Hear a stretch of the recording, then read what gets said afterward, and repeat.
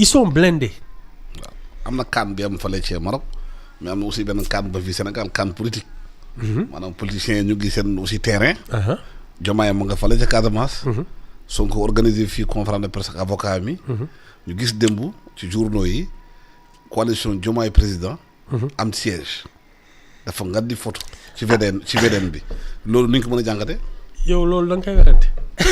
damay laaj ci rek. yow kii mos nguur toog ci présidence mu jekk ci moom ba dee. jàpp jagonaal bi. waaw nga foog ne da koy bàyyi. waaw yow mos naa ko neex ne bàyyi naa ko. loolu boo ko mosee gis. waaw mais ni ñu mën a comprendre interpréter siège u Diomaye président bu ñu loué toog. Alassane je vais me répéter. daf ngan na man photo foofu. je vais me répéter. Diomaye le président sait qu'il ne peut plus compter sur Pastef. ah xëy. depuis les législatives bi Ousmane Sonko ne moom Pastef fa mooy dem assemblée amul benn député boo xam ne Diomaye mën na wéeru ci kawam. Je pense que c'était la déclaration de guerre. C'est tout. Maintenant, s'il veut gouverner, il a besoin d'une base politique. Nous koy relayer partout dans le Sénégal. Ñuy naan président lii la wax kii machin di ko gàttantu di ko nooyalal dëkk bi ba fu mu dem mu nooy nepp amu ko. Il est obligé. Sauf si il a l'intention de rendre le pouvoir d'ici 1 an wala 2 mais su dee dafay bëgg a dem ba 2029 dafa soxla une base affective et il peut plus compter sur Pastef, ça c'est clair. Il va compter sur qui? Coalition Diomaye président. Moi je pense que à un moment ou à un autre il va appeler à xam nga wax naa ko fi waxaat ko malheureusement je me répète daf fi mës a woote waxtaan sur les institutions xaw ma lan. woo ñëpp pour man c'était un casting c'est-à-dire il sait bés bu soxlaa ñan ñoo koy wàllu si et je pense que ça va être une coalition tout le monde contre Pastef. loolu laa gëm. mais gis nañu aussi que premier ministre bi à l'applaudimètre il continue à drainer du monde qui le suivent, les gens qui sont de lui. xam nga kan moo soxla applaudimètre. ki amul pouvoir. su dee yow yaay dogal. parce que nit ñaa ngi naan wey lu tax Casamance xaw ma Ziguinchor kenn accueillir ko il n'a pas besoin de ça le folklore là fi mu nekk nii il a besoin de faire du résultat. ki nga xam ne moom moo bëgg am ay électeurs ak yooyu. moom moo soxla di natt boppam naan applaudissez ñëw leen gàttandu leen maak yooyu mais le président de la République qui exerce le pouvoir pour man sax c'est très bien que mu yegg fu muy dem kenn du ko tàccu kenn du ko wax dara mu dem concentré ci liggéeyam parce que les problèmes des Sénégalais c'est pas le folklore qui va les régler. Ce sont de bonnes décisions qu'il se concentre sur son travail. léegi nag résultat da gisaguñu résultat amagul de. dafa yéex dafa doon nelaw. résultat moom fi nekk nii. Alassane sur le plan économique moom lii muy def nii. wër dem Casamance d'abord pour réaffirmer l'autorité du Sénégal de la République wër Sénégal yëpp naan leen lan mooy seen tawat quelles sont les urgences voilà ce que je vous propose 1er avril 2024 la ko waroon def dafa yéex. il s'est laissé emporter par l'émotion xam naa nag doog a faloog yooyu ngay kii ñu naan la. mais loolu la moo tax parti politique balaa ñu ñëw pouvoir luy def diagnostic boobu xam ko ba pare laata ñuy toog parce que ñoom normalement waroon def ci région yi dem xool nit ñi ba xam luy difficulté nit ñi boo ñëwee toog laata ngay lambaatu fekk li nga constaté ci terrain bi nga appliqué ko. xam nga y a 2 choses. D'abord l'accès à l'information. C'est très difficile soo nekkulee au pouvoir. Mais il y a une loi qui a été votée hein? Non mais yow toi aussi ñun même la démocratie voudrait que man simple citoyen damay ñëw ne leen impôts yi naka lañ ko kiiyee ak fii lan moo fi xew dañ ma ko war a wax. xaalis pétrole bi fan lañ ko dugal. waaw dañ ko war a wax. dañ ko jëlee sans même ma nekk député sans dara. simple citoyen war nga mën a ne yéen lii. nga mën a consulter clic xam lépp. voilà loolu mooy dëgg. Ça c'est un truc. Deuxième chose, nos hommes politiques là ça ne les intéresse pas ñoom li leen intéressé mooy naka la ñuy sànni ay benn slogan kii ñu topp la ngay kii woote jomba ñaaw di ak ça le sort des Sénégalais ne les intéresse. mais te Sénégal ku ne di la wooteel nag. nit yaa gën a bañ li gën ci moom. xëy yow sama sort intéressé wu la. taa boo taxawee yëkkati ma wooteel la. bien sûr. mais loolu ban cohérence la am. man xam nga lan laa gëm. entre deux élections ki nga xam ne day dugg ci dëkk bi di créer ay emploi di investir di indi ay bailleurs de fonds di naan fii lii lañ fiy def ak yooyu parce que tu n'as pas besoin d'être au pouvoir pour aider ton pays soxlawoo ko. Les gens montent des affaires créent des emplois sans être au pouvoir c'est ton initiative politiciens yi ñoo ci naroon njëkkee et moi je trouve que ni ñuy falee nit ñi c'est-à-dire sa candidature. Parce que da ngay jël benn waay boo xam ne mbaggam kese la am ñu jox ko kiiwu député wala ñu def ko ministre ça devrait être banni nit ki dafa war a am diisaayu boppam. Les élections législatives liste nationale dañ ko war a supprimer yow da ngay dem départemental fi nga dëkk xam nañ ndax am nga fa njariñam déet. Deux, pour man les ministres là ils doivent être des élus. Oui. Les maires des capitales doivent siéger au conseil des ministres parce que ñoom ils ont la légitimité du président. nekk ministre maire. da ngay nekk ministre toog parce que réellement. Il y a peut-être une dizaine de ministères yoo xam ne ils sont de souveraineté moom vraiment ay les finances kii yooyu mais le reste ce sont les maires de chaque capitale qui doivent siéger en conseil des ministres naan fii lii lañ fiy def fii lii lañ fiy def état bi topp ci qu'ils soient du même parti ou pas parce que ñoom ils sont investis d'une légitimité. Mais dem jël benn samba boy boo xam ne xàmmeewul gauche ak droite tu en fais un ministre tu le catapultes dans un département où il ne comprend rien muy régler ay comptes ça moo ñu tardeel. di këpp ay kees. di këpp ay kees. waaw mais ñuy Sénégal yu am alal bëgg investir bi nga ko bëggee def ñi xamante ne ñoo yore nguur gi nekk ci politique bi ñoo indi gàllankoor. c'est de ça que je parle parce que boo commencé am dara ñu naan da ngaa bëgg dara da am nga ambition bu investir ñu da nga bëgg ambition da ngaa bëgg ci réew. c'est de ça que je parle. man homme d'affaires yi yenn saa dañu obligé yenn saa sax dugg ci politique pour préserver les affaires.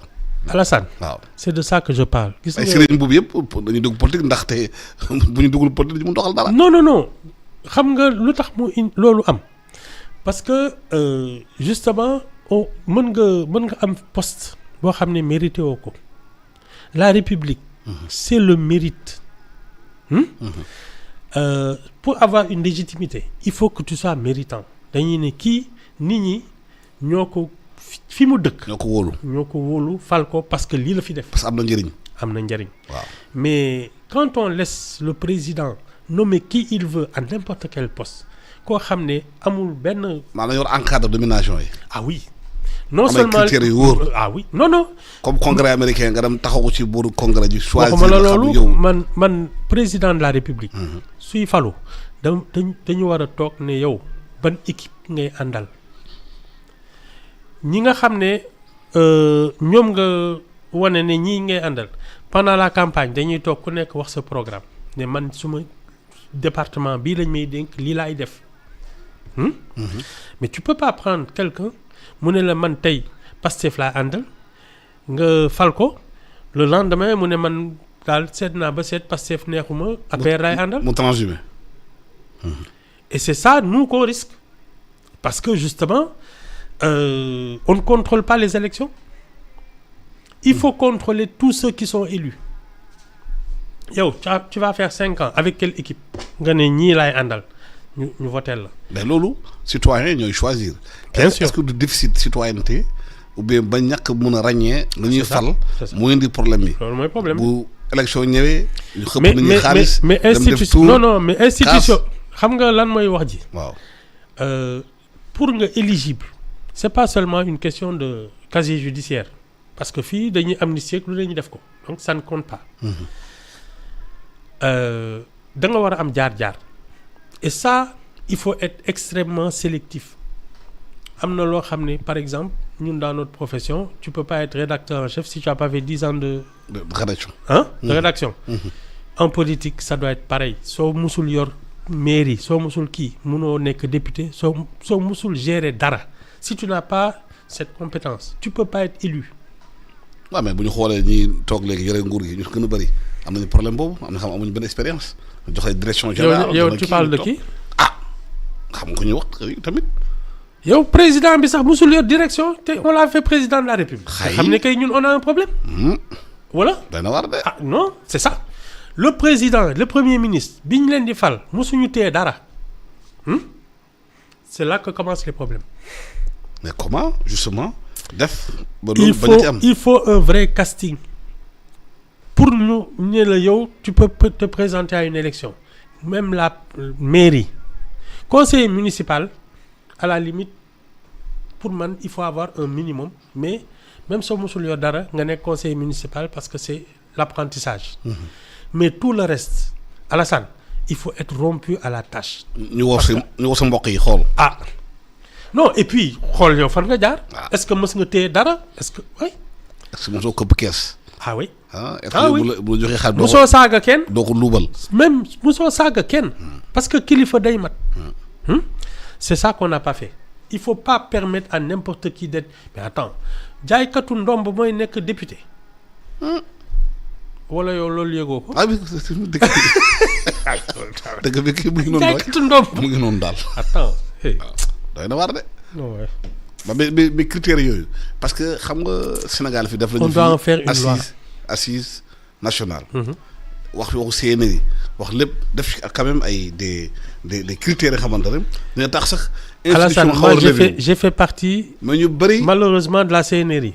ñu bëri nag ne bu ñu toogee duñu appliquer li xamoon waxtaan nañ ko. non bi nga ñëw signé. j'ai fait partie boo nekkee campagne signé ko. boo toogee nga fàtte ko. j'ai fait partie de la CNRI. waaw te man du sax lu may wut. le sursaut national. dañ ma woo. xam nga bi ñu liggéeyee on a pratiquement travaillé sur 1 an. bi ñuy dem di présenter Macky Sall les travaux de la commission. xam nga lan la wax. waaw oui je vais prendre ce qui m'intéresse le reste xam nga lan la ci changer la durée du mandat.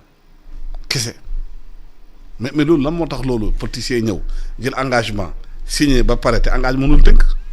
dañoo neex a nax les Sénégalais tu peux les prendre pour des cons ça ne les vexe même pas. mais assise ñu fa liggéey kam ay kàngam lañ ñoo fa liggéey ils ont réfléchi à beaucoup sur le pays. te document ba am importance la.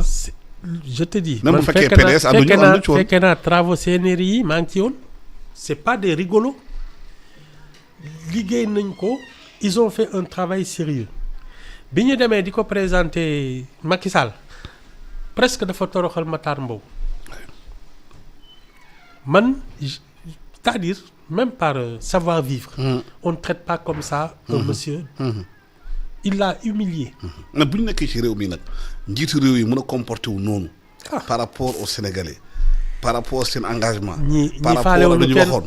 Alassane mais léegi nag comment on peut changer cet état de fait ndax lañ mën a changer comportement yooyu. ñii faalewuñ ñu c'est que nag Sénégalais yi tu sais on est dans comment dire ça il y a une société de la soumission. La soumission. Oui. Volontaire. Soumission volontaire. ñun dañu bëgg on aime les gourous ki nga xam ne day ñëw ne la man duma yàlla mais rakkam laa. nga topp ci nag di kii naan waaw kii di jaral la lu ne tu ne réfléchis plus tu ne fais plus rien. donc nag éducation yéen la yóbbu ci kër yi la de. non il y a des gens qui sont bien éduqués qui ont fait des études ak yooyu. mais fayda boobu la ñu amul. waaw mais fierté boobu fayda boobu fierté boobu. ak am dignité boobu.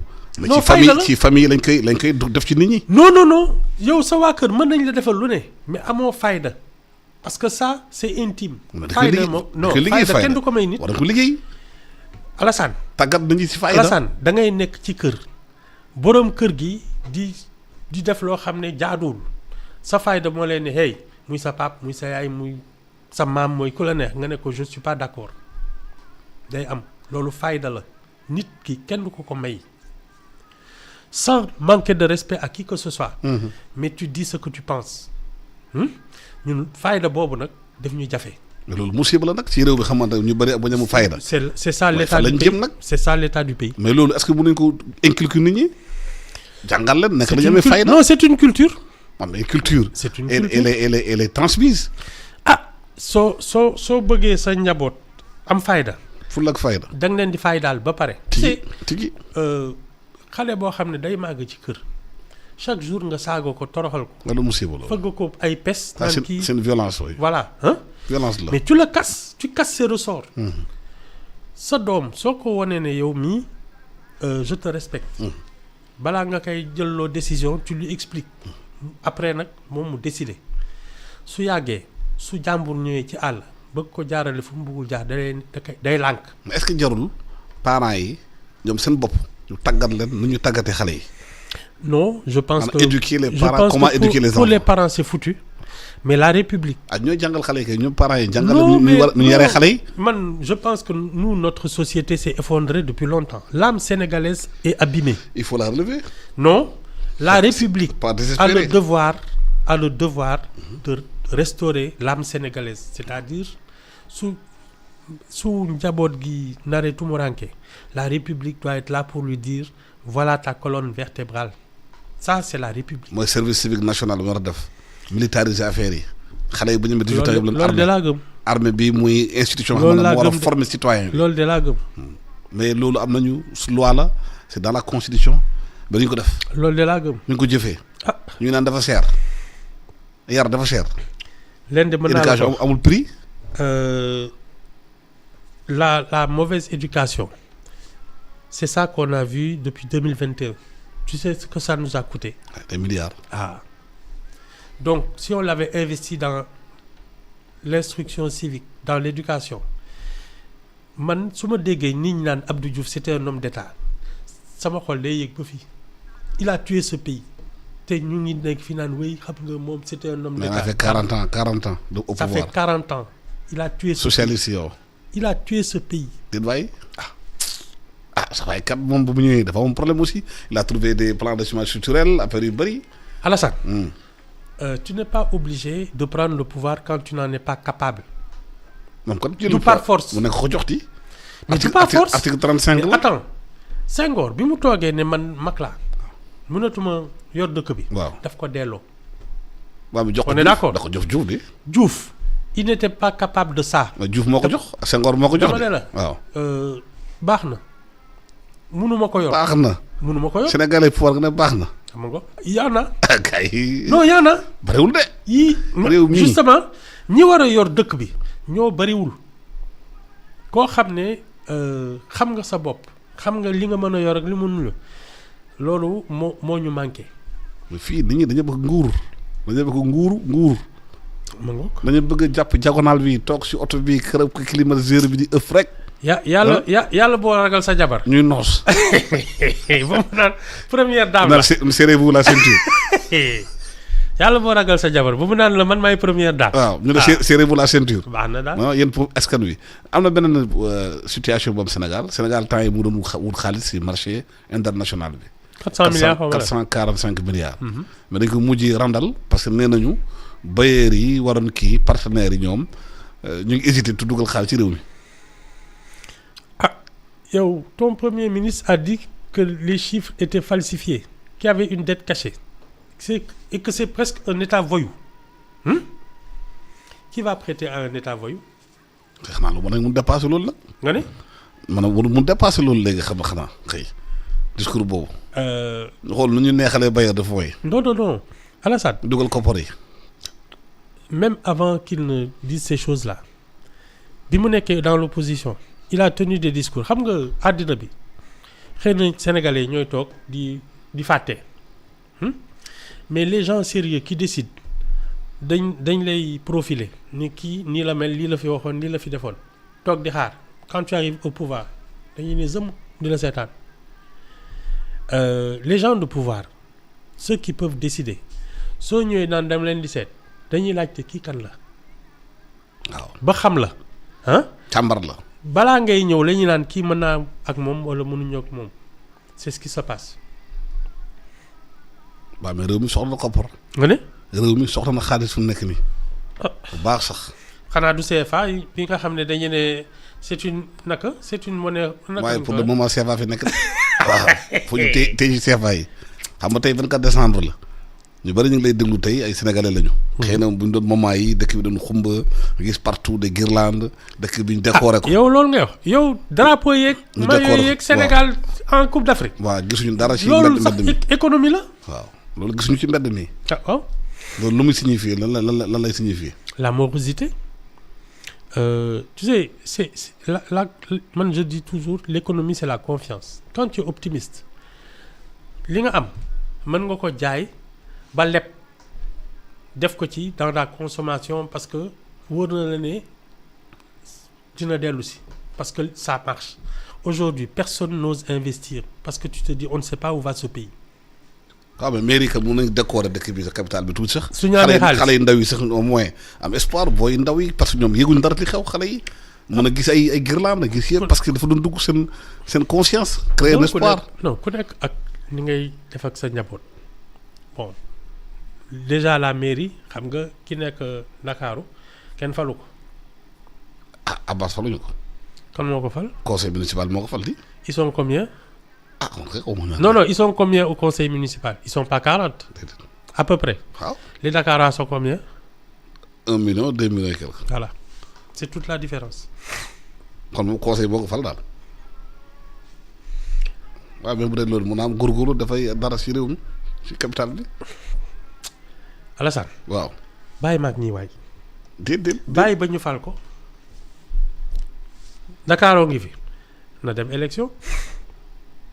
C'est tout. mais am pour le moment am na budget boo xam ne war na ko mun a defaral Dakar defar Guirlande defal fanal yi. ah waaw xale yi bu ñu demee mun a rêver tuuti. su ko neexee. gune yi. su ko neexee bàyyi maag ñi waay. waaw mais il faut quand même il faut vendre l'espoir réew mi dafa soxla espoir dafa soxla xam nga réew nag dem espoir da ci baax. waxtaan nit ñi dàppe xol yi. du ñuy de wàccee xol yi wàccee tension bi nit ñi ne leen dina ñëw même bu fekkee métti na ñu ngi ci yoon bi. Alassane, wow. Ces gens-là, quand ils sont arrivés, ils ont distribué la pauvreté. Ñi fi doon business ak yooyu li ci ëpp ñu ngi ci kaso bi am déet les groupes de presse. ñu bloqué seen ay comptes ak yooyu. wala am na. Vous avez perdu combien d'emplois? xaw ma sax ñaata mën na ko compter. Ils sont venus, ils ont distribué la pauvreté. waaw mais xam naa ne xëy na xër début bi la waaye bu ñu commencé nand système bi yaakaar na xëy na ñu waa changer fii xam na réew mi il faut ñu génnee ñu nekk ci kaso yi milliardaires yi il faut ñu bàyyi entreprise yi ñu noyyi parce que ñooy créer emploi ñooy créer espoir ci réew mi. c'est pas parce que yaakaaroon na mun nañu compréhension bi ñëw na. Non, c'est pas ce qu'ils ont expliqué à leurs militants. Au contraire, leurs militants sont de plus en ñoom ils demandent xam nga. L'appétit vient en mangeant. da ngay jël benn suufif def ko ci kaso bi ñu ne déedéet ñun chef bi lañ soxla mu dem ci kaso bi ñoom ñëpp nañu nangu seen alal ak yooyu c'est-à-dire aujourd'hui ils n'osent pas faire autre chose parce qu'ils ont vendu la haine. Voilà. waaw mais boo nekkee ci njuumte xëy na en cours de route te ak am la capacité nee na man de yoon bi ma nekk xëy na maa ngi juum xam nga lan moo mun naa delluwaat ginnaaw. xam nga lan moo boole Diomaye ak Pastef. jubantiwaat waaw. xam nga quand tu es président de la République tu connais les vrais problèmes tu connais les gens tu connais les situations tu es informé waa Pastef ils sont pas informés Diomaye actuellement am na déclaration yu mu ñemeetul parce qu'il sait comment fonctionne un pays. waa Pastef ils comprennent pas ça ils sont toujours dans leurs émotions quoi oui kii dañ ko war a saag kii sànni ci kaso bi kii na dee ak yooyu.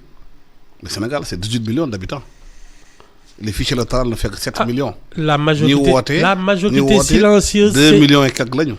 La majorité silencieuse c'est laisser faire dañu toog seetaan seen bopp ba réew mi nekk ci ay loxo yoo xam ne waru ci woon nekk on n'a qu'à assumer c'est tout waaw mais réew mi ñoo ko bokk nag xam nga ku mënta toog il faut ñu xool naka lay mën a téye réew mi. ñun waa 46% yi réew mi bañ a yàqu. ñun les gens normaux. waaw ñu ngi def li ñu xam. réew mi bañ a yàqu. c'est-à-dire réew mi pour Sénégal yëpp la 46 54 si yem parce que ñoom ñoo bokk Sénégal parce que au-delà de tout. Sénégal moo nekk ci kaw ñëpp les gens de Pastef ils pensent pas ça ñoom dañ foog ne ñoom moom dëkk bi. waaw mën nañu ko xalaat mais loolu xalaat loolu ak dëgg bokkul. waaw c'est parce que soo génnee sa kër nekk waa Pastef da nga seeti keneen ki nekkul Pastef waxtaan ak moom parce que yéen a bokk réew mi.